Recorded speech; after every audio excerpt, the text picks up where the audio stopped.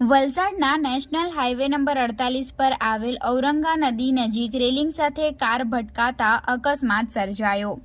વાપીથી સુરત તરફ જઈ રહેલી I-20 કારના ચાલકે ટ્રકને ઓવરટેક કરવા જતા વલસાડના અબ્રામા હાઈવે પર આવેલી ઔરંગા નદી પુલ નજીક ડિવાઈડર સાથે ધડાકાભેર અથડાઈ હતી। જો કે કારમાં સવાર તમામ લોકોનો ચમત્કારી બચાવ થયો હતો।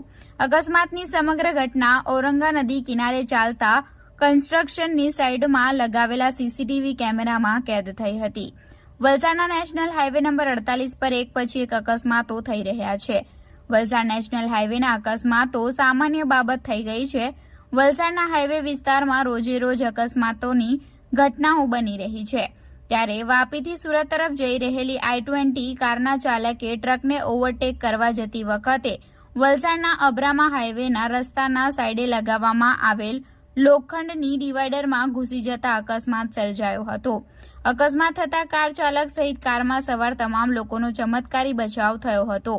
કાર ડિવાઈડરમાં ઘૂસી જતા કારમાં ભારે નુકસાન થયું હતું। સમગ્ર ઘટના ઔરંગા નદી કિનારે ચાલતા કન્સ્ટ્રક્શનની સાઈડમાં લગાવેલ સીસીટીવી કેમેરામાં કેદ થઈ હતી।